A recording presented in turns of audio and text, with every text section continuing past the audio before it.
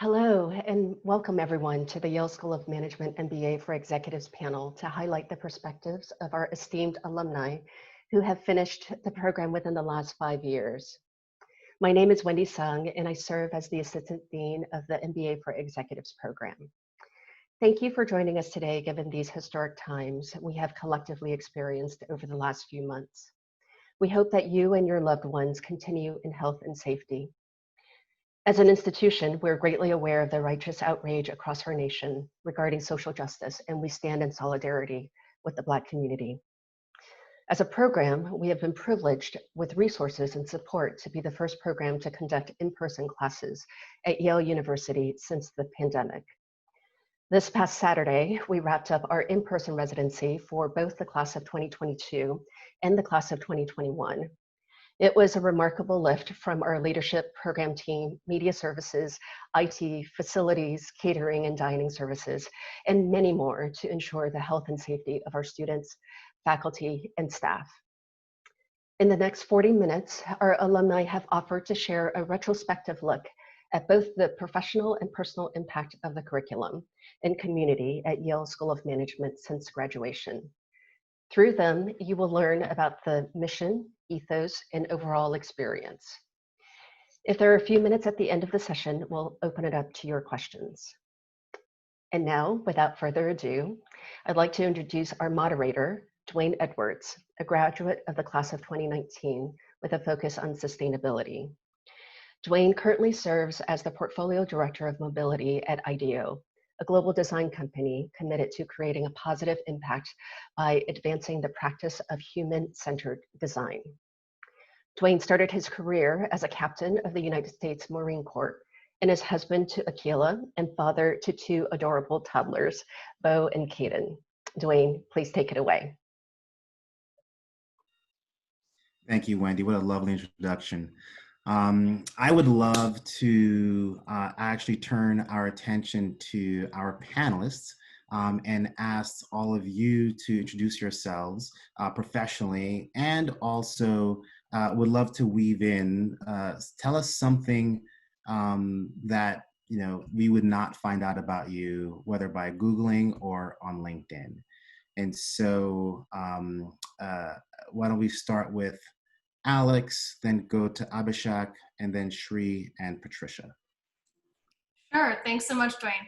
My name is Alex Esparza. I was a member of the class of 2016 at the Yale SOM MBA program focused on asset management. Currently, I head up the private capital markets business within the TMT investment banking team at Oppenheimer & Co. Basically that means that I'm the person in charge of forming the relationships between investors and high caliber, late stage technology companies. In terms of what you couldn't find out from LinkedIn, I've actually become a really avid surfer during COVID. I live not too far from the Rockaways, and I actually have more of a chance to do things in the morning now that I don't commute. So I was actually surfing this morning before I joined the panel.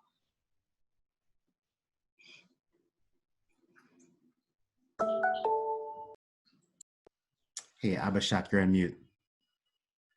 But that was very fun, Alex. Thanks for sharing. Thanks for sharing, Alex. Hi, everyone. This is Abhishek Gupta. I am a graduate of class of 2019 with Dwayne and Patricia. I'm currently Vice President Credit Strategy with Barclays Bank. As a bank, I'm in the retail division, so I'm part of the credit cards business. I lead a team to manage the high-risk account strategy for our bank. That means we essentially serve the mission of creating opportunities to rise, but with a responsible lending and value creation for both business and consumers in long term. Overall, I have around 11 years of experience in the sector, working at the nexus of product strategy and analytics. And I'm married to a Chinese woman, Ji Yuan, and a father to a wonderful toddler, Nina. Something that you cannot find on LinkedIn is I almost got kidnapped and looted when I went to Shanghai. And that's a story I think many of my teammates know.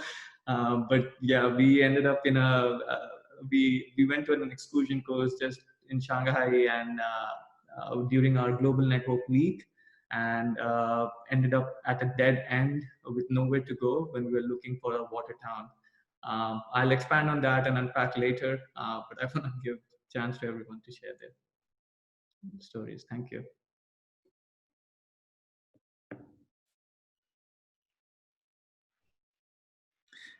Thanks, Abhishek. And then quick point out, no students were harmed at Global Network Week, and Global Network Week is a great time, and we support that 100%. Let's pass it over to Shri. Thank you, Dwayne and Maria, for inviting me to this. And I would reiterate, nobody was harmed during Global Network Weeks. One thing that you probably won't find out right off the bat is I did 4 Global Network Weeks while I was at SOM, trying to make up for all the spring breaks that I didn't go to when I was in school and poor. So do as many as you can, just have fun. My name is Sri Muthu. I'm the co-founder of Health Venture, along with my classmate from 2016, Donna Lackey. We're a digital health focused venture capital firm for early and seed stage companies, meaning people who come to us with a PowerPoint. We've actually helped launch several startups from SOM, from our classmates over the last few years, so I'm excited about that. And I'm also the founding chair of Health Haven Hub, which is a New Haven-based healthcare incubator and accelerator that's now going into year 3. And what else do I do for fun? I wish I had gone surfing, Alex. I think I'm going to have to go stand up paddleboarding this afternoon just to keep up with you. Just. Patricia, I think you might be next. I am. Thanks, you guys, for inviting me to this as well.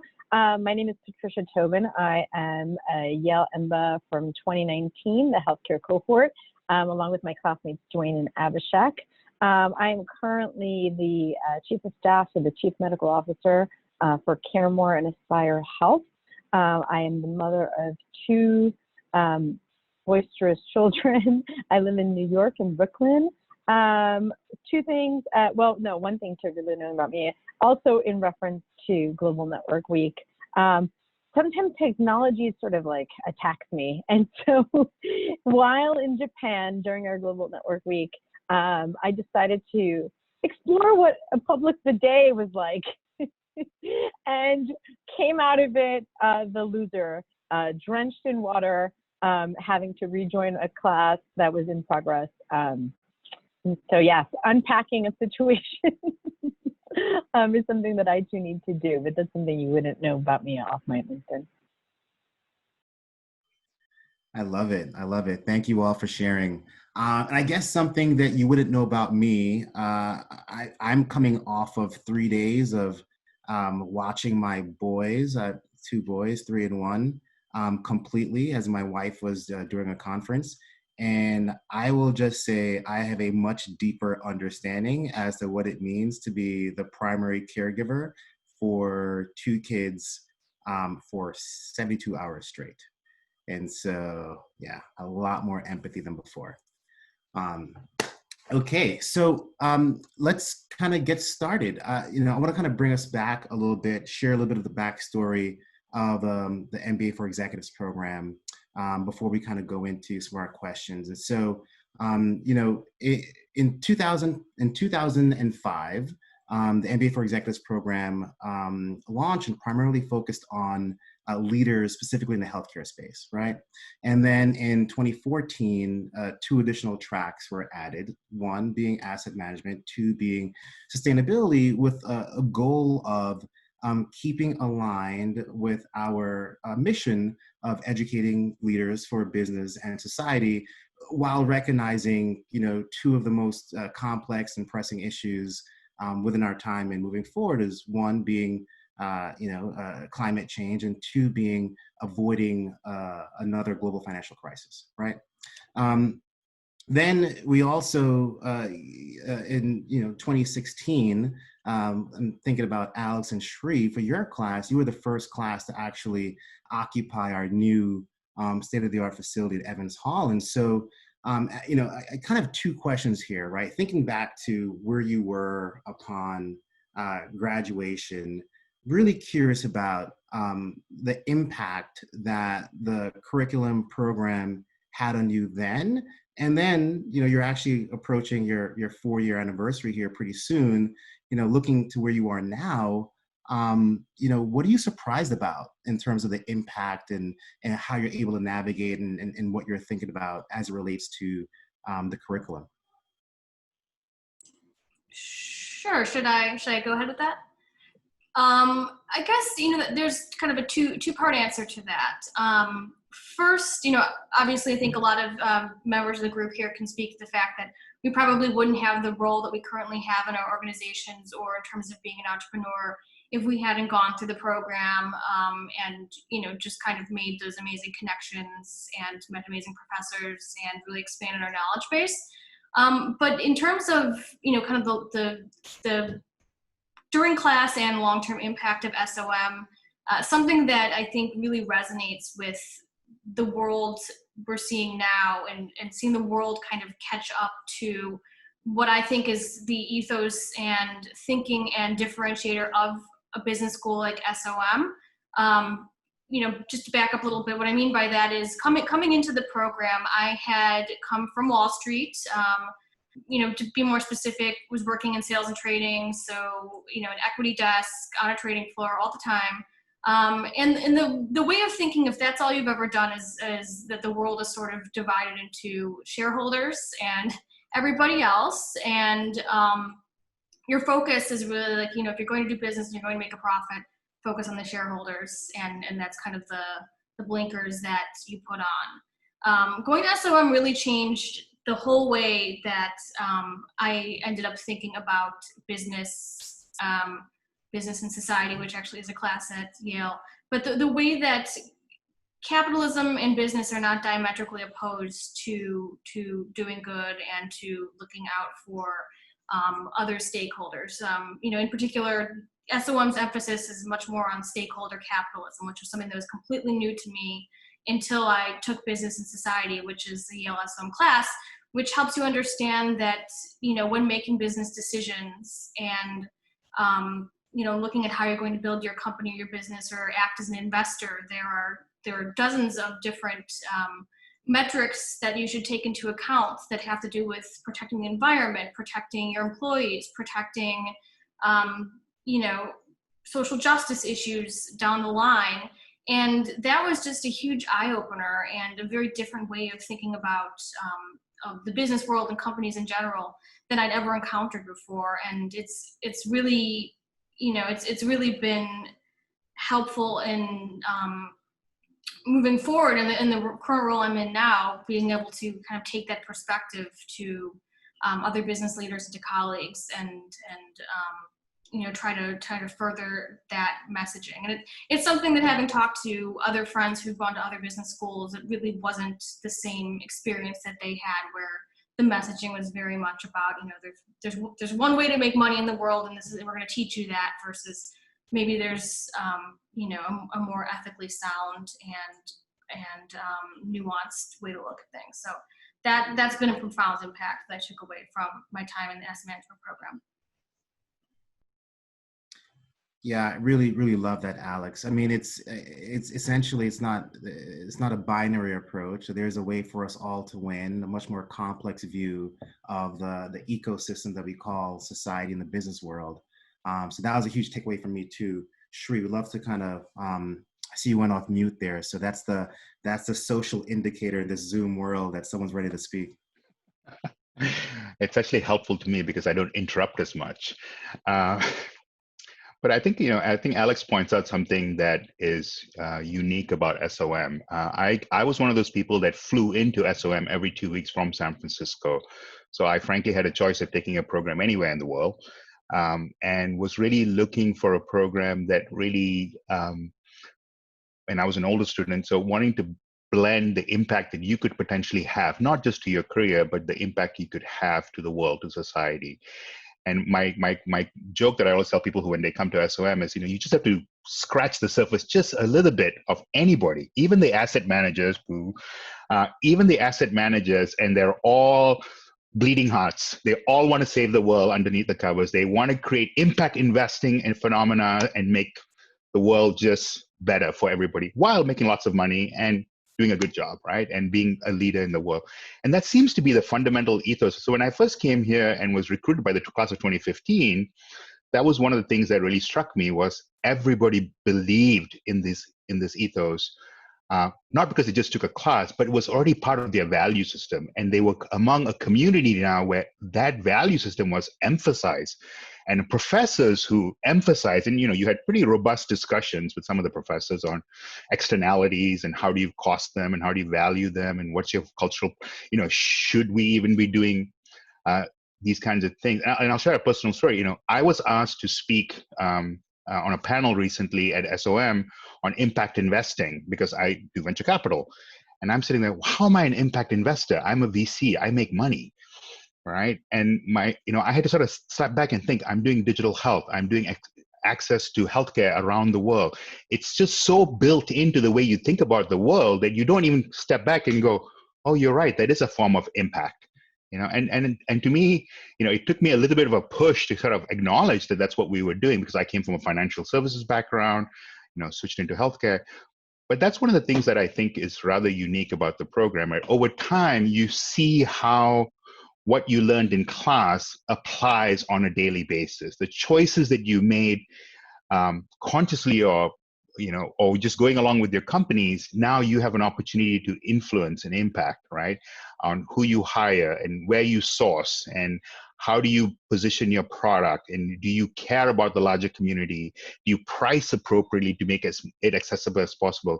These are all things were sort of very practical things you learned in class that you can then turn around and apply in your day-to-day world without having to feel like, I think I'm doing the right thing. Because it feels good, but now you have the business metrics to go, it is the right thing to do. We're going to make a boatload of money doing this. Let's do this, right? So that's kind of where I think some of the transition for me has been really valuable. Yeah, it's really great. Thank you, Sri. It's funny. So being from the sustainability track, I think a lot of folks would normally think that, we're the green people that aren't really concerned about making money. But you go through the program, you realize that's completely the opposite, right? There is a way to leverage that in the way that you're actually doing good for society and actually having a deep business impact with regards to how you approach it, right? So that's one of the things I really benefited, really appreciated also, which I think you're speaking to from your healthcare lens and venture capital, but I think it's really powerful. I want to kind of bring in my peers now, Abhishek and Patricia, into the conversation. It's for us, I think we're about maybe going on 3 years from residency, from our first 2 weeks in the program. And so it's kind of crazy thinking about the fact that we're about 3 years from that point. But I know certainly there are moments for me that, stick out and are memorable. And I think that I'm going to remember those moments for the next 20, 30, 40 years. I'm really curious from you both, are there moments that you experienced within the first 2 weeks that, you reflect on as being really memorable and have shaped your experience throughout the program and maybe even, kind of your experiences now? Maybe we start with Patricia. I see a smile on your side, so I'm going to let you go. Thanks, Dwayne. You know me, I'm like the spotlight unless told otherwise. So I think, in residency is a pivotal moment in time for you in terms of like the program. Everything about it sort of marked my experience. It was one of the most challenging yet most academically satisfying moments of my life. 2 straight weeks of really being, it had been almost 20 years since I had been an undergrad. So being in an academic setting once again was a challenge in and of itself. Taking on a curriculum that was completely foreign to me. While I had sort of business roles and was actually in the C-suite at the time, I had never had a formal education in macroeconomics, microeconomics, so many different things that it was grueling work. But what was really most memorable to me is the time spent and the attention paid to building relationships with my core teammates. That right there, the program itself, sort of like the classes that we had to take at that time, power and politics, all of these things that sort of help sort of team build, in addition to taking on the coursework together, really was monumental to me. I mean, these are some of the people that, I mean, this is like Uncle Frank to my kids, Auntie Ellie to my kids. Like my core team will forever be a part of my life. And so, but it's just telling of like the Yale experience, the SOM experience. Like, you know, as you enter, when you get a chance to visit in person and see what the community is like, you know, you get a sense that like this is for you or it's not for you. But for me, it was an immediate like this is for me, and it delivered every step of the way. Like I felt like this was my community. These were my like-minded people, right? As Sri was saying, this is not just about a business school experience, but like how to do good in the world and really drive that impact. So everything from day one is something that carried me through. I don't know, I became social chair. So for me, some of the most memorable moments, obviously, were sort of like our informal network building opportunities and getting to know each other so thoroughly, you know, getting to know our families. Like we are really like, I feel a very, very strong community. And so that's what I will always carry in terms of what that first like 2 weeks was like. Very grueling, drinking out of a fire hose, but at the same time, so satisfying and like, really telling of like providing me with the right frameworks, the right language, the right tools to really then go out into the world again and bring forth in that presence of like, no, I actually know what I'm talking about. I may have known informally in some respects, but like now I have that confidence that I know what I'm doing. So before we go to Abhishek, I think you're dangerous, Patricia. If you're saying now you have the confidence and knowing how confident a person you already are, I could only imagine what you're actually doing and what you're saying when you're at work. No, everybody knows it's 80-20. It's 80-20. 80% bullshit, 20% real. Abhishek, please. Yeah, no, I completely agree with all the points Patricia laid out. And for me, there were two key learnings or themes that I look back from the residence week. One was as everyone highlighted the ecosystem of learning, but more important to me was the diversity of perspectives that I got from my classmates.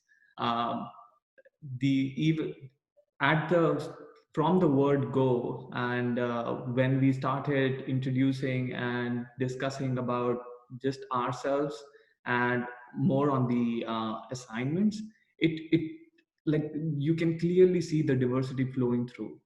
We were a learning team of 6 people, 2 from asset management including me and 2 from healthcare and sustainability. And I till date I cannot be more appreciative of the perspective that I got from my teammates. Um, it was it was it was a podium where everyone came together, and when we were tackling the exercises, you can clearly see, just not from the financial standpoint or to win the game, but more importantly, how do we practice that the trait of listening and a collective responsibility flowed through. So that was interesting to me because we were all coming from different spheres of life, and I have talked to multiple people. Everyone wants to create impact, but then that shared interest, that collective thinking, that told me something that it's even more bigger. Something about the what Shreek was talking about, the ease of combined mission that flows into everyone. And you can clearly see that in the discussions, in the presentations at Yale. The second thing that I really like, and I think I've told this to Maria and everyone, is the program structure. So even in the residency week, you can, as Patricia highlighted, it was a challenging, gruesome week, and we had bunch of assignments, bunch of work to do, presentations to be done, but the way it was all laid out was so impactful that you can clearly see yourself getting pushed to think deeper, think better. By what do I mean by that is, you will see that the first few days it's a little bit of theory, but then bang, you will see we are talking about the real world cases. We are taking articles in the discussion room, in the classrooms, and then we are applying that immediately. And what we were talking about is not just the application side of it, but then critiquing it, whether it was a good decision or a bad decision. And you can see the perspectives flowing through from different lenses. And that's what I take away even today when I'm working in my company. So that's really the telling signs of why I invested in Yale. And as everything came together, from professors, from students, from the program, it just sold me on the impact that it can create, and it does. Thank you. Thanks, Abhishek. No, I agree with both of you, and just to kind of chime in with my own experience, you know, as Patricia and Abhishek will I think they know, like learning and growth is very important to me. It's a value that I have, right? And so I remember sitting in one of our breakout rooms on the 4th floor, collaborating with the team for the first for one of our first exercises, and really being in awe of like my teammates and thinking, holy crap, they're like, these are like some really smart people. And then I'm going to have to learn a lot from them, and I will learn a lot from them in order for myself to grow and for us to all be successful. And so I fast forward now, and you know, there's some decisions and some things that I think about that I feel. And so I'm able to call on, you know, one or two of my teammates and say, hey, what do you think about this? And that's just, it's amazing to be able to have that connection from, you know, in residency to now, and see what that means to having value aligned colleagues to kind of call on and collaborate with. So I'm super thrilled about that. So, and thank you both for sharing. Now I want to kind of touch on something that Wendy kind of brought our attention to earlier, kind of bringing us, you know, outside of our virtual bubble here to kind of think about, you know, the larger world, and just recognizing that we're living in unparalleled times, and with regards to social justice, equity, and with regards to COVID-19. And I'm, you know, specifically looking at our healthcare experts here with regards to, as you think about the curriculum and you think about the leadership training that you had going through SOM within the healthcare track, how has that either prepared you to take a leading role throughout this time now, and or how has it shaped your perspective about how you approach your work within healthcare amidst COVID-19? And so I'd love to kind of toss it over to Shri first. Thank you, Dwayne. It's a tough question, right? I think from a purely tactical perspective, you know, what I noticed was, from a response perspective, Donna and I were traveling actually around Asia and Middle East and Europe right in the month of February, and noticing what was happening all around the world, right? And really paying attention to that. And we quickly sort of put our heads together and said, you know, all our programs, all the coursework that we're doing for our teams, we're going to have to go virtual right away. So we actually went virtual in February, right off the bat, across everything, right, from a purely tactical perspective. And then as soon as we did that, we also started thinking about the communities that we were supporting. For example, in New Haven, we helped a student program, and we also help a mental health program. And we realized that they may not have the ability to go virtual right off the bat. So what does that mean? And because, you know, this is sort of the ethos at SOM, you know, we actually just went and volunteered right off the bat with a mental health clinic in Clifford Beers and started helping them figure out how to go digital health and telehealth right off the bat, right? And get them going that perspective. We didn't even think twice about approaching that from that perspective, because we had both a strategic view of what potentially could happen and then jumping down. And some of you have taken like Art Swayze's probability class, operations class, who's an amazing professor who unfortunately doesn't teach anymore. Some of us geeked out. I went straight and started building my own models. Right? I'm not a public health specialist, but I know enough to be dangerous, so I'm starting to build models on what I think the timing could be for this, and how should we be preparing for this. So it wasn't just a qualitative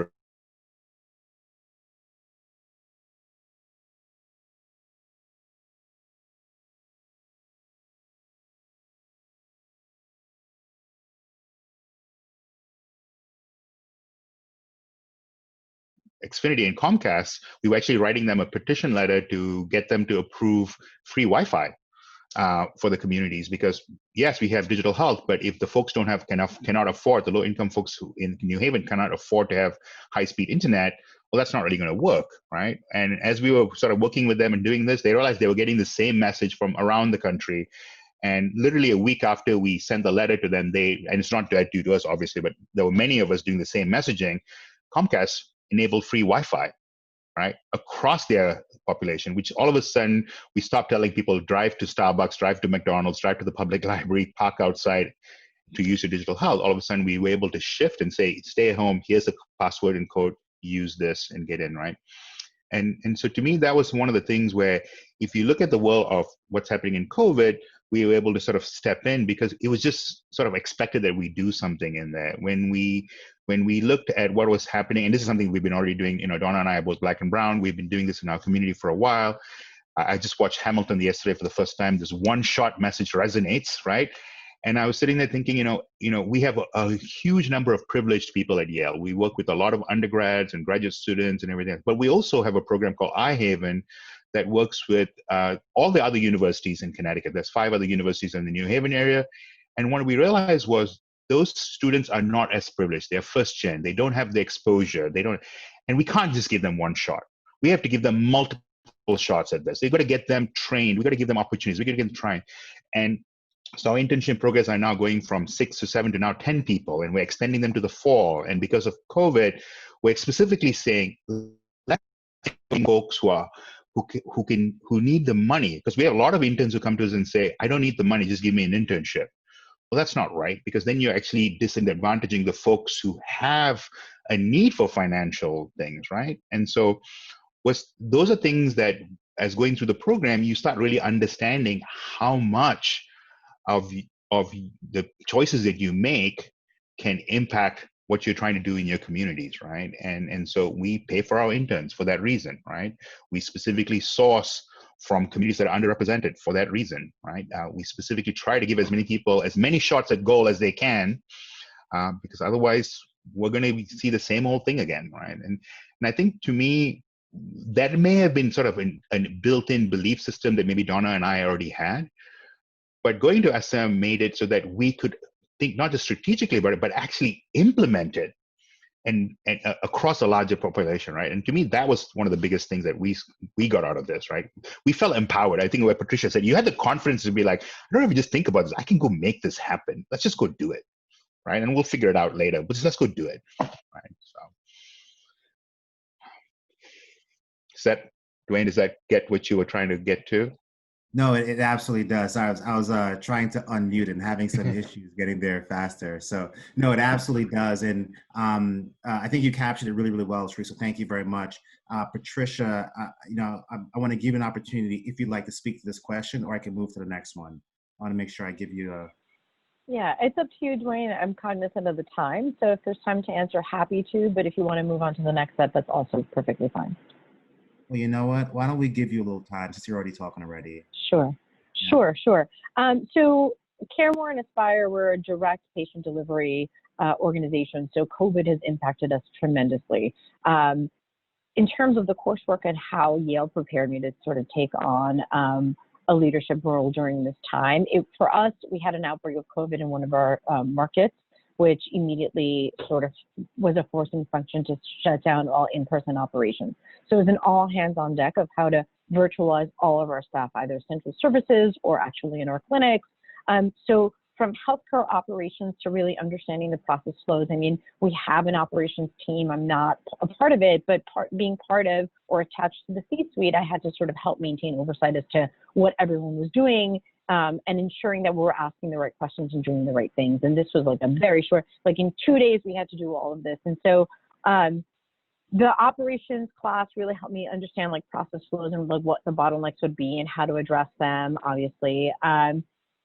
But then actually, most importantly, there's been this other underlying sort of people management perspective where our staff is in fear of going back to being in person. And it's something that's essential. We take care of very high cost, medically complex individuals that with our help, we quickly deteriorate. So it's also very important for us strategically to make sure that we can deliver the appropriate care that they need. Obviously, we also look to virtual and digital to maintain that patient interface. But we've learned that a lot of our patients really, really need that in person.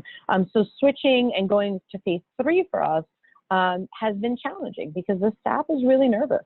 The staff is really afraid. So things that I learned in terms of like managing groups and teams, in terms of like building coalitions, stakeholder engagement, communication plans, all of these things are really vital in addition to the operational to ensuring that our staff feels comfortable and feels safe and understands that we're doing everything that we need to do, that it is not just a business-driven decision, but that it is a patient-driven decision as well. So there's plenty of the curriculum in terms of like more the leadership perspective that really has enabled me to take on a leadership role to help internally our management team understand and arrive at the right decisions at the right time, but also keep in mind the perspectives of our frontline staff.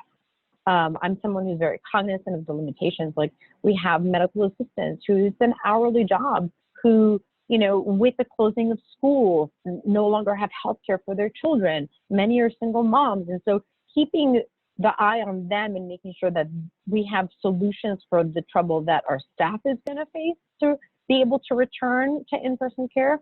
All of these things, like really, I think that the management and the leadership curriculum at Yale has really armed me with that confidence and the perspective that I need to help influence the decisions that we're making at our company.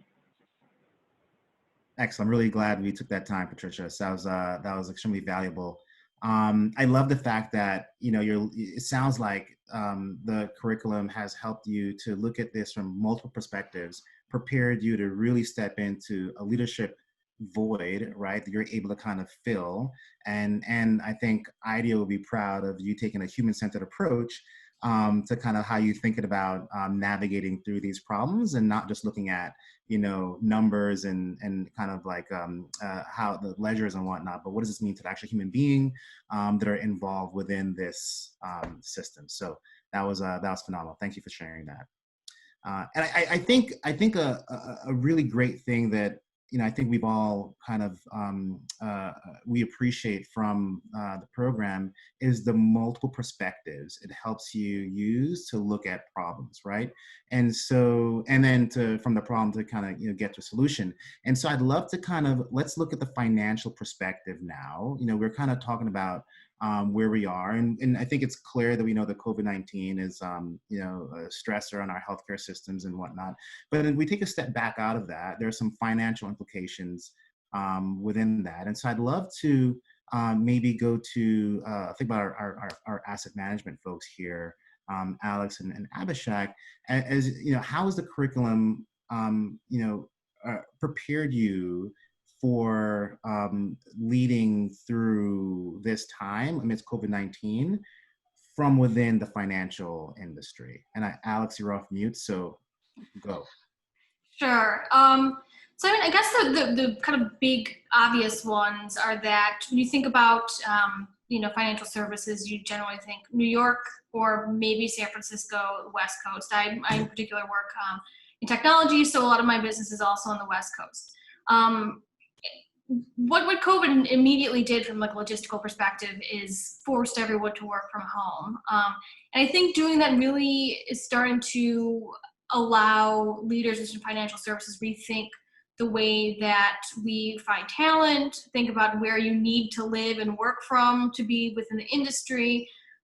We've also been forced to rethink how we are going to like source interns and how to train them in this kind of environment and make sure that we have a next generation of talent, and that people who are anticipating having an intern summer to move into full-time roles are still able to have those experiences.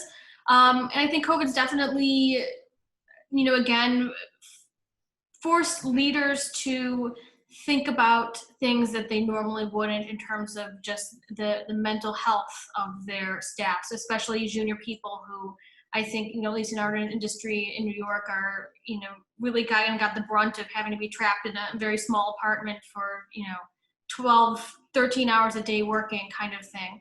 And I think, again, just the leadership skills around taking a broad, holistic look at your organization that SOM provides, I think at least from my seat has really helped me, kind of immediately off the bat think that way about like, how's my team doing? How's my team feeling? Like, these are things we generally probably wouldn't talk about that needed to be addressed, and that just felt like second nature going into what is really a very unique and highly differentiated situation. I think on the other side of the coin, which is, at least from my seat within financial services, it's the main focus is on technology companies and their correlated investor universe. COVID has really been an opportunity to look at and rethink a whole swath of businesses and how business is conducted all across the technology landscape. I think in particular, as the healthcare people know, from the technology standpoint, digital health tech has been exploding in terms of, both from a regulatory perspective. It's kind of the spigot's been opened, and then technology is finally at the point where that there are going to be investable products available to address the new kind of telehealth and connected health opportunities that we're seeing. So that actually has been, interestingly enough, an area, because I'm so familiar with things in healthcare I never would have known, because I have my Yale SOM healthcare network of very talented and individuals with very diverse perspectives in healthcare. Being able to reach out to them has been immensely helpful in getting up to speed with some of these new investable areas. So I think again, like having had the SOM experience, both from like a management and operational perspective, has made things seem a lot more cogent, as well as just having the network to be able to reach out to people and talk to people who are experts in a field that I myself am not, has been amazing. Plus, working with a team of your colleagues at Yale who are all over the country, you had to get really good at remote working and team building and homework doing while doing the MBA. So kind of, slipping into a remote role didn't feel too far off from something I'd actually done in the past. So that was a strange and useful, a positive externality from working with people all over the country. Thanks, Alex. And before I pass over to you, Abhishek, a quick announcement to our viewers. So we're making a minor adjustment to our schedule. We're going to have the panelists speak until about 12:55. Want to make sure we're able to kind of capture a lot of those rich perspectives. And so we're looking at a close around 12:55. Okay, Abhishek, to you.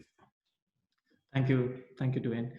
Alex, I couldn't agree more. And this is one of the things that I also felt, that getting that perspectives, the perspectives or the diverse perspectives and how different pieces come together. So one of the things, as I look back in the COVID environment, what we have seen is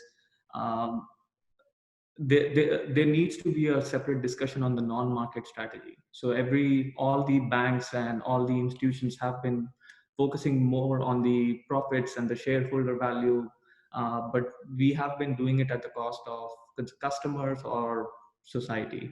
So that is something in the COVID, because we saw stress, and this was a stress that was initially a supply shock that turned into a demand shock.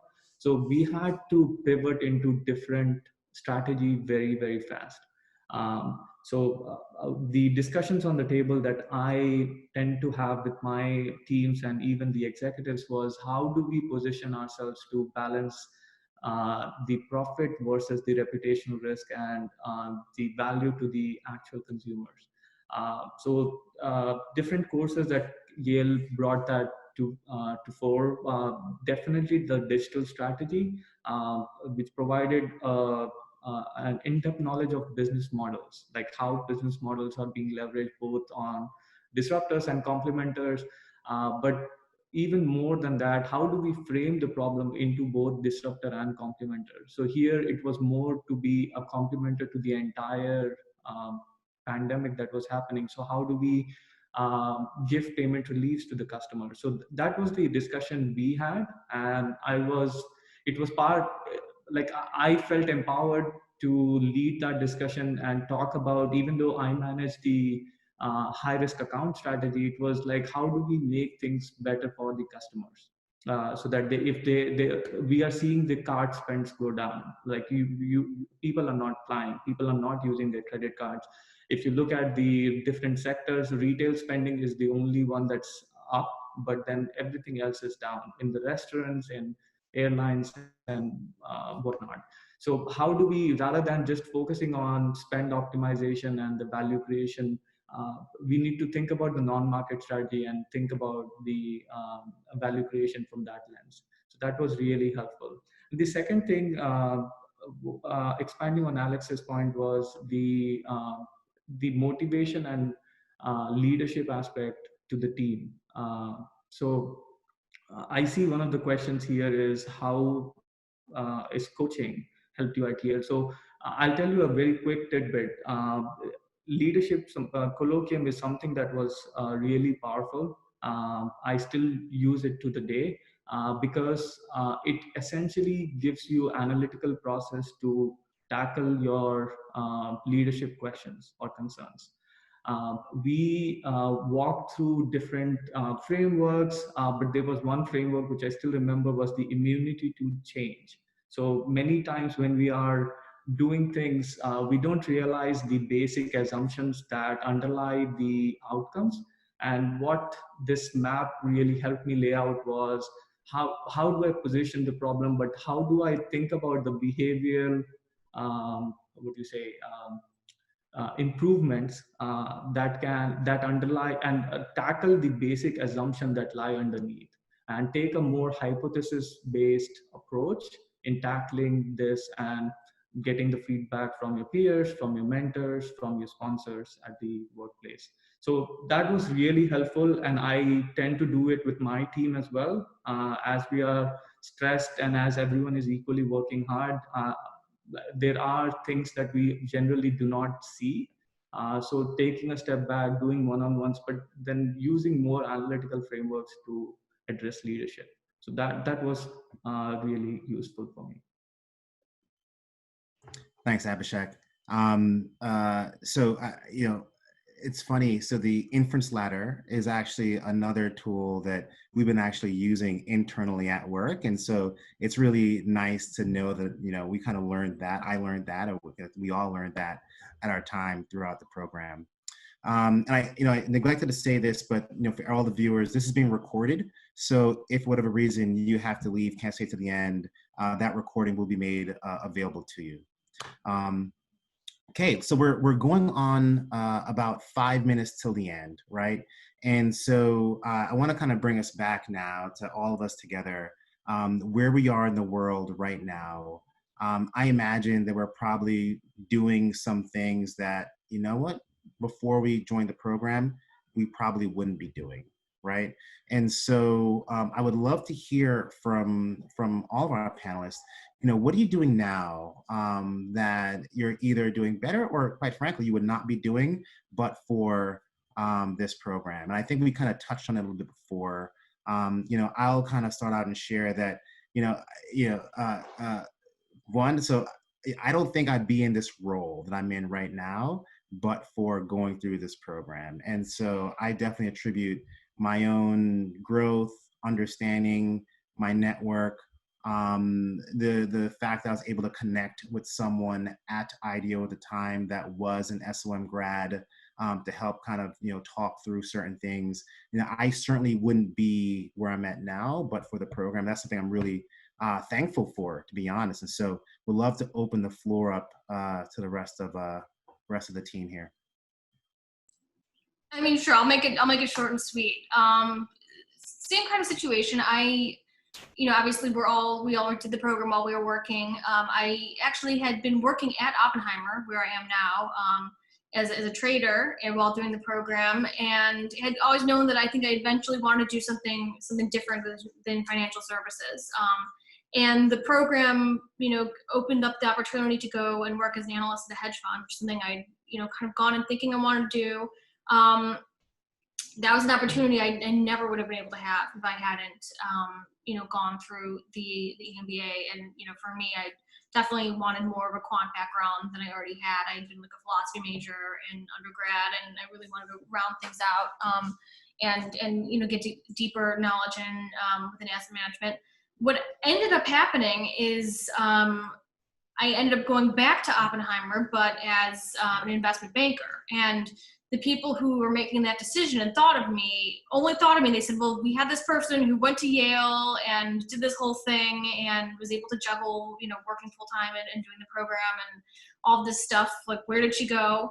And I came back and, I rejoined the team about 3 years ago to help build out the private capital markets business, which really only, is a strange kind of unorthodox role that made sense for me because I'd had experience as an investor, as a trader in sales, had the EMBA background, and it all kind of came together. And, it's been such an awesome role and experience. And it's nothing I could have imagined for myself.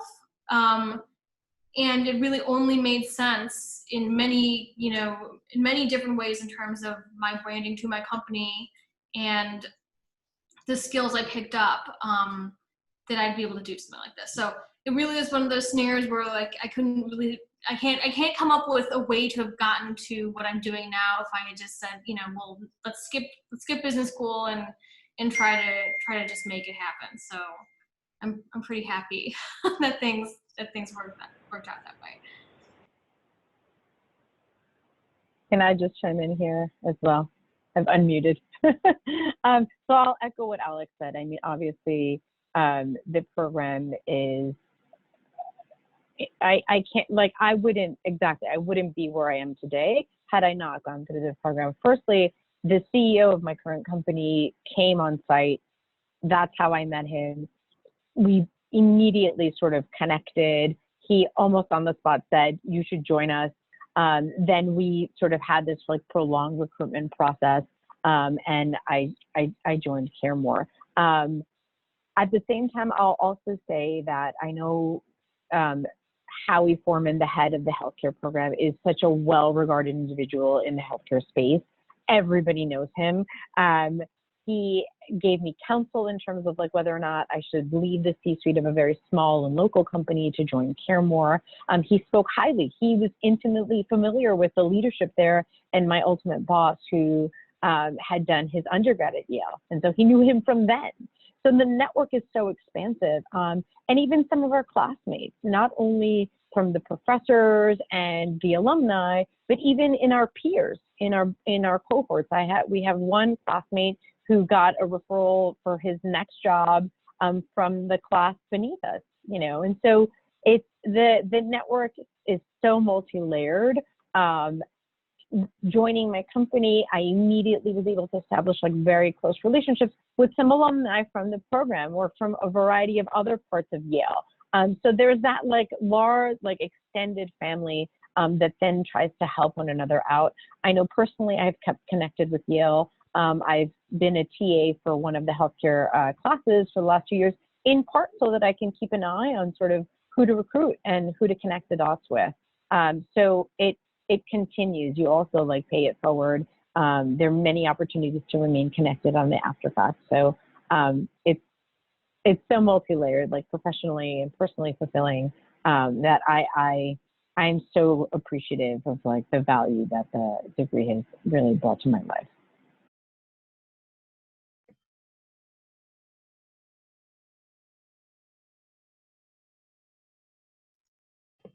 I am muted.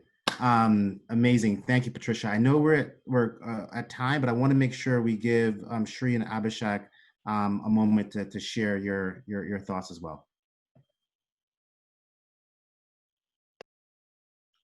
I'll jump in.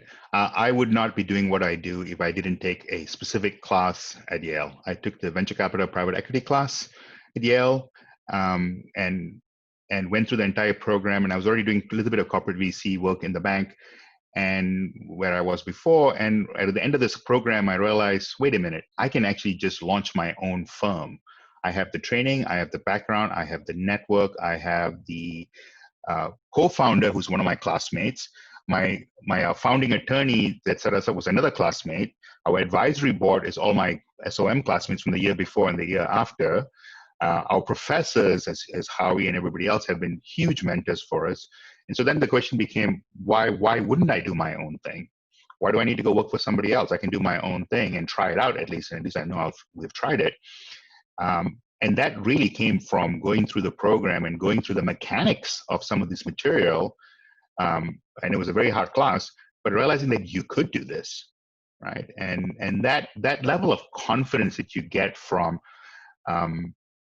actually going through something that is different than what you have done in the past gives you the ability to kind of go step in and say, I was not a healthcare person before I came to the MBA program, right? That was the reason why I came to the MBA program, to focus on healthcare and to sort of really learn the space. And between the healthcare classes and the venture capital class, it just made a difference. So thank you, Dwayne. Absolutely. Thank you, Shri. Abhishek.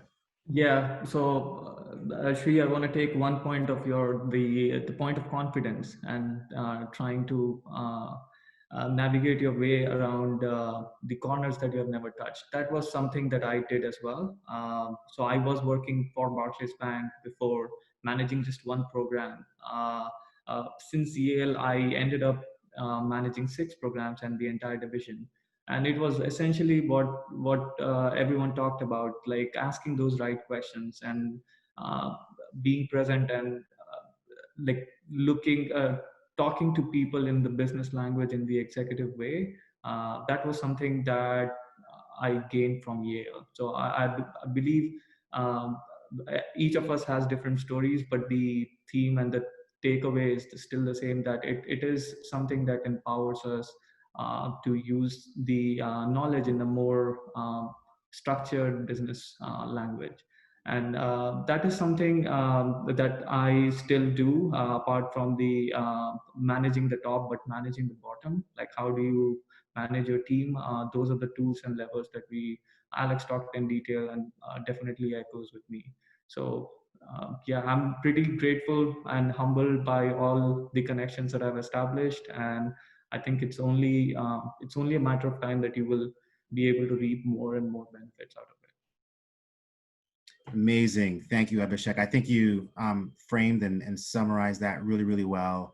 I'm going to toss it over to Wendy. Before I do that, though, I just want to share heartfelt appreciation from us, 2016, 2019, for having us and giving us a space to kind of share our experience and perspective with the viewers out there. Yeah, so thank you, Yale MBA for Executives, for allowing us to do that. And thank you, panel. I think you all were remarkable. Wendy. Thank you, Dwayne, and all of our panelists for your time and sharing your experience. It's amazing to hear from you and to see you guys again. For all of our attendees, I hope seeing the program through the eyes of our alumni provided you with a personal perspective and experience and better understanding of our program. A video of this webinar will be sent to everyone who registered in the next couple of days. If you have any questions, please reach out to us at emba.admissions@yale.edu. Thank you again, and I hope you all have a wonderful day.